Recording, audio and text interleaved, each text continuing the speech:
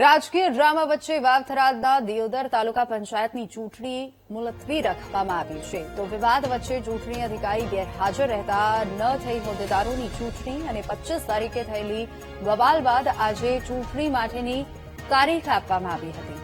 સવારથી જ કોંગ્રેસ અને ભાજપના સદસ્યો પહોંચ્યા હતા તાલુકા પંચાયત કચેરી ખાતે અને સવારે ચૂંટણી અધિકારી બીમાર હોવાથી ન પહોંચ્યા એટલે 3 વાગે થવાની હતી ચૂંટણી, પરંતુ હવે એ ચૂંટણી મુલતવી રાખવામાં આવી છે। 3 વાગ્યા સુધી અમારા સભ્યો બધા સભાખંડમાં હતા। એક પણ ચૂંટણી અધિકારી જે નિમણૂક કરેલી હતી તે 3 વાગ્યા સુધી કોઈ ચૂંટણી કરાવવા માટે આવ્યું નથી। એટલે લોકશાહીનું જે હનન થવું જોઈએ, લોકશાહીની જે હત્યા થવી જોઈએ એ આજે આ દિયોદર તાલુકા પંચાયતના સભ્યોની હેરાનગતિ કો આમ પ્રજાની હેરાનગતિ, વહીવટી તંત્ર એ બધાને ખૂબ હેરાન કરવા માટેનો પ્રયત્ન ભારતીય જનતા પાર્ટી અને એમના વહીવટી તંત્રએ કર્યો છે।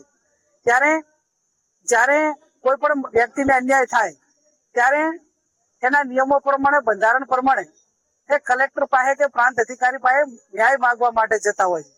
જ્યાં રક્ષક ભક્ષક બને તો એની કોઈ જગ્યા રહેતી નથી।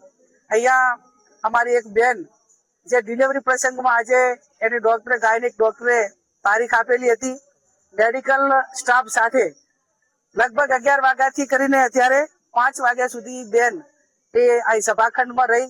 નાના પગથિયા માટે કરીને આટલી તોડજોડ ના હોય, ક્યાંક ને ક્યાંક ભાજપની અંદરો અંદર ખેંચતાન હોય, હું વાલો લાગી જો તોડીને એના માટેનું હોય, અથવા તો અહીંયાનું આ વિસ્તારનું રાજકારણ આટલું ખરાબ નતું દિયોદર બગાડવા માટે કરીને આ બધું કારસ્તાન થઈ રહ્યું છે। શું કહેશું, આ 10 રસ્તા તાપમાં સગર્ભા મહિલાઓ પણ સવારના 11 થી 3 વાગ્યા સુધી, એટલે દુઃખની બાબત છે। એક બાજુ નારી વંદનાની ભાજપના લોકો વાત કરતા હોય, ભાજપના પ્રદેશ પ્રમુખ કે વડાપ્રધાન કે બધા નારી વંદનાની વાત કરતા હોય, બીજી બાજુ નારી વંદના 45 ડિગ્રી ટેમ્પરેચરની અંદર પણ અહીંયા રૂમોમાં એમને પીડા સહન કરવી પડે। એમાં એક મહિલાએ તો આજે એને ડિલિવરીનો દિવસ છે, ડોક્ટરે તારીખ આપેલી છે, તેમ છતાં માનવતા આખી બાજુમાં મૂકી ખુદ પ્રાંત અધિકારી નાટક કરીને ના આવ્યા। ડીડીઓને અમે વારંવાર રજૂઆત કરી કે આપણા જે અધ્યાસી અધિકારી શ્રી છે એમને થોડું વધારે મેડિકલ કારણોસર અને તબિયત વધારે ખરાબ હોવાથી પોતે હાજર રહી શકે નહીં, અને અધ્યાસી અધિકારી શ્રી હાજર ના હોય તો સભા